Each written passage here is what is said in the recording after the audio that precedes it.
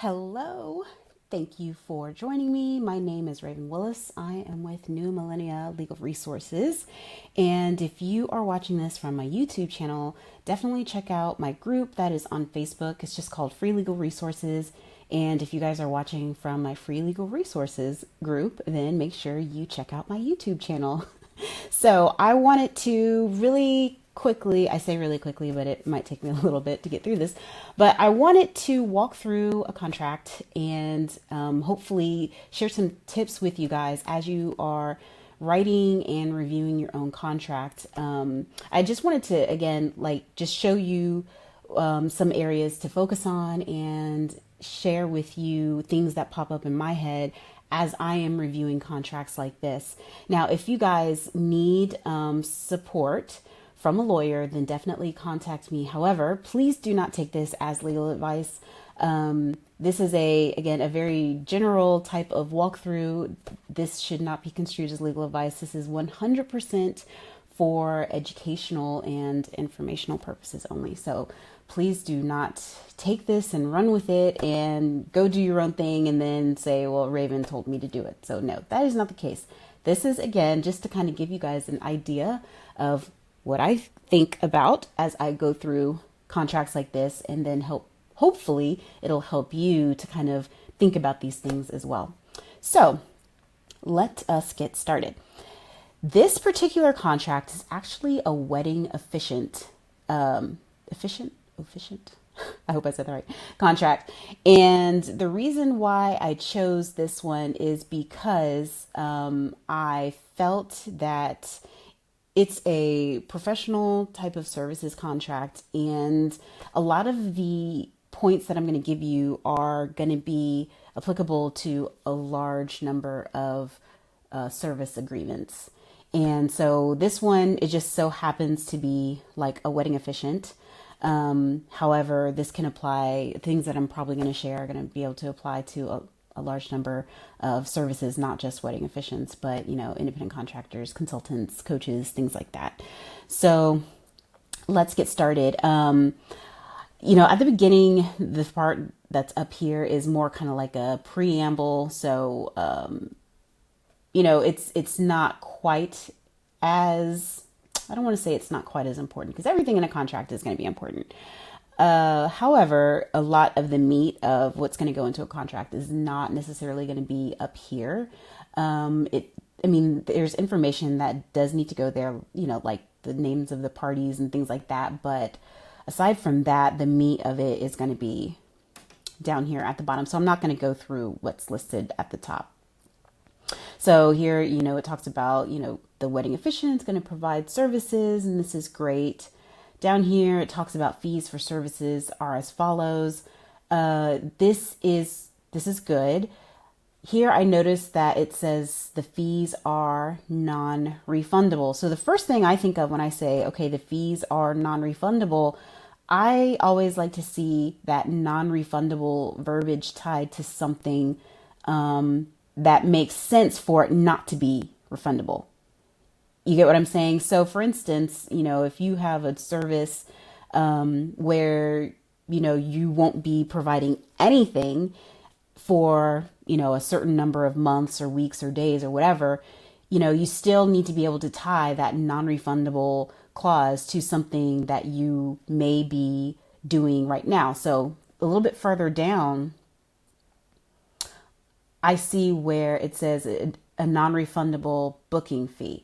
So the booking fee right there, that makes me feel better, because I feel like, it's always tricky when you're scheduling people. And so if you have someone who retains you and you schedule them at a certain time, somebody else might try to schedule at that time, and then you basically have to tell the other person no. So it's kind of like a lost opportunity. So when you say it's a booking fee, to me, that communicates, okay, this fee is because I'm going to exclude everybody else from this slot that you've taken, and that's why it's non-refundable. So for me, I feel a lot better with it stating that it's a booking fee.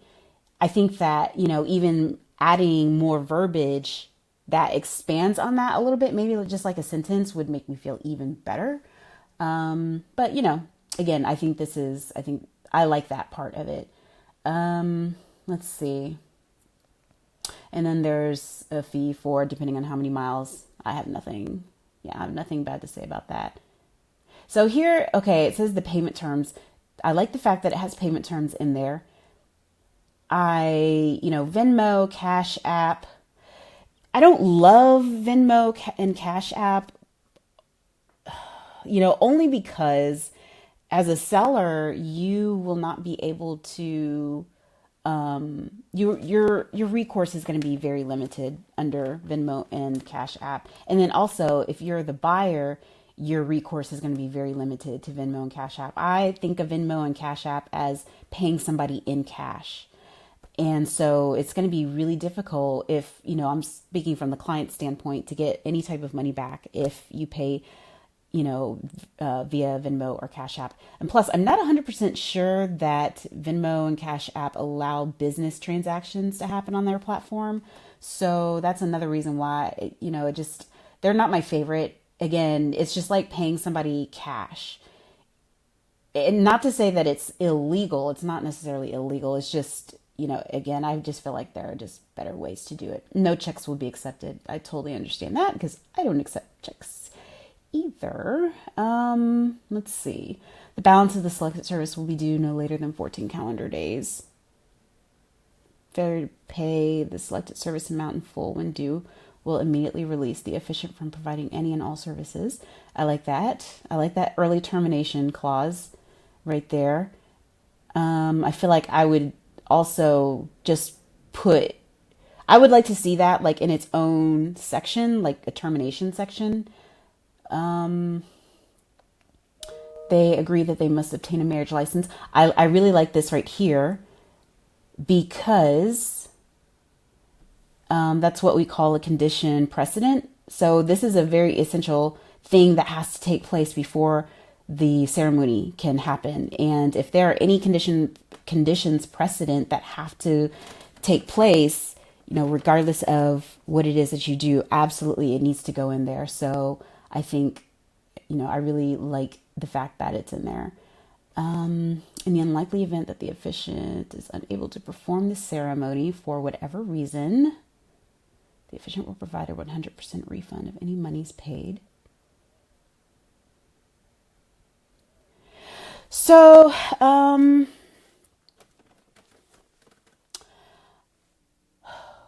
okay, there's two ways to look at this. One's from the seller's perspective and one's from the client's perspective. Now, if I'm looking at it from the seller's perspective, I think this is okay. I don't like to overpromise anything. If I'm looking at this from the client's perspective, I would like to have more of an assurance, because let's just say it's the day of, and say, you're sick and you can't perform the ceremony. If I'm the client, I need to know that you have some backup in place that needs to happen. I don't want to give you this money and then, you're sick, and that's definitely not, in your control. However, you need to have a plan B. And so I feel like the responsibility should fall on, the service provider if an emergency comes up. So the fact that I receive my money back for me isn't good enough, especially on my wedding day. I would feel like it's going to be, either give me my money. No, let me back up. I would feel that I wouldn't want my money back, but it's going to be your responsibility to find a replacement and to pay for the difference of that replacement. Because again, that's not something that me as a client, if I'm thinking of it from a client's standpoint, that's in my control. So that is something that you're going to have to figure out. So that's what I would like to see from a client's perspective. But again, this is, I guess my review is more from the company's perspective, but that's just something to keep in mind. This contract will guarantee the officiant's availability for the couple's wedding date and time. Yes. Oh, there's that section I was just saying I wanted to see. Yes. There it is. I like that. So, okay. here's the thing that just comes up in my mind when I read that. The contract will guarantee the efficient availability. And what if you get sick, right? So if you're guaranteeing something, and it's okay to guarantee, it's okay to have a guarantee in there like that. But if you're going to guarantee, that means that you are going to make sure that on that day and at that time, an efficient will be present. And so again, that kind of goes back to what I was saying about this right here is if you're guaranteeing it, then you're going to be responsible for making sure that it happens at that day and on that time, assuming that the couple pays their money when they're supposed to pay their money. So again, that's just something to keep in mind. And here's the signatures. Okay. Here's the thing about this contract. Now, I've already talked about what is already there. Let me go through what is not there. This right here is a really great, what I would call statement of work. And most contracts that are written by professionals themselves are usually really good statements of work. But a statement of work is not a lot of times going to be sufficient. It's not going to be sufficient when trying to protect against all possible things that can happen. And a contract is not going to always be able to protect against everything that's going to happen, but you want to cover your bases as much as possible. So there's a lot of sections that are missing out of there. And normally what I do is when I go through contracts like this, I have a checklist, and actually I have the checklist here because I went through it just a little bit.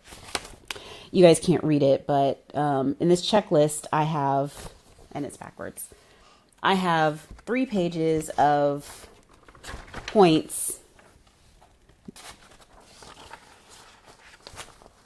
3.5 pages of points that need to be present in a contract to make sure that it's going to give you the best possible protection.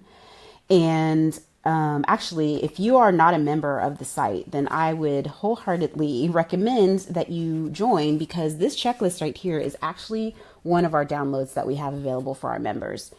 And you can use this when you go through your contracts. You can write your contract's number or name in there, put the date, and then for every contract that you review, every contract that you receive, even if it's not your own, you can use this and attach it to the front of it to make sure that you hit on all the major points. So here it talks about, does the contract accurately set expectations and capture the agreement between the parties? And there's a whole list of things. So one of the things that I noticed that probably could use a little bit of help in this particular agreement was, I don't know if it has enough terms that outline what changes will require additional fees, approvals, or consideration. So what if the couple decides to move their date, right? What if the couple is late? What if the bride is late? What if the wedding doesn't take place until like 2 hours later? What if you're going to be there for longer? You know what I'm saying? So there's a whole host of situations where I feel like maybe some terms could be included in there. Or what if there's bad weather? What if there's an issue with another vendor that impacts, your ability to perform? So these are things that, that might require changes or contingencies that might incur additional costs. And so you want to make sure that you include all of those types of contingencies in these types of agreements. So going back to my checklist, I put in there, are there special performance considerations? We already talked about that. There was a condition precedent that needed to go in there. Does it hold both parties accountable? Here, it's a good statement of work. I don't know if I would recommend putting in maybe some of the requirements for the couple. Like for instance, if you're a wedding officiant, maybe you have religious beliefs and you don't want to marry certain, couples. Not that I'm advocating for that at all. But this is a wedding officiant, so maybe that's the case. So you want to, possibly include some verbiage in there for that. Say the couples, if they're rude or if they're, not the type of person that you want to marry. Maybe have some standards of conduct that you expect from the couple, because, as an officiant, you don't want to maybe tie your name to, a couple that's just completely ratchet, or I don't know, rude, like I said, or posting crazy things on social media and then post a picture of you. Hey, here's our officiant. You may not want to be tied to that. So you might want to have standards of conduct. And then also, while I'm thinking about it, I didn't touch on this. This is actually pretty huge. There's a lot of clauses that that are missing. Like, for instance, there's no severability clause. There's no confidentiality clause. I don't know if a confidentiality would necessarily go in there, but if the officiant is doing any type of counseling or anything like that, or if the couple is going to be disclosing anything personal, then that might be something that should go in there too. Any sharing or gathering of personal information, there needs to be some sort of confidentiality provisions in there. There needs to be a section like for notices. Is there an official email address, an official phone number that's going to be used for official communications? That is definitely, is going to be important. Arbitration. For things like this that are smaller dollar amounts, I really, really, really like arbitration clauses. And for this one, the dollar amount is pretty low. So I wouldn't include like my full on arbitration clause, because it can get kind of complicated. I have a simple provision where it's like, if it's under a certain dollar amount, then we'll arbitrate through, I think it's like fairclaims.com. It's online. It's super cheap. It's really fast. And you get like a real decision by, that is binding on both parties. But again, because it's inexpensive, you don't feel like you can't take the other person to court, because it's just the dollar amount's so low that it's not going to be worth it. So I would include maybe like a redacted or a revised arbitration clause to go in there. And let me think off the top of my head. I know there's like a whole set of clauses that kind of go into all of my contracts. Let's see. I did like the termination in there. I feel like I would want to see just a little bit more, maybe verbiage in there as to when you can terminate. Like, for instance, if the couple doesn't uphold certain standards or anything like that, you never know. And also there's no jurisdictional clause. That's a huge one too. So we want to be able to specify what law applies to this particular agreement.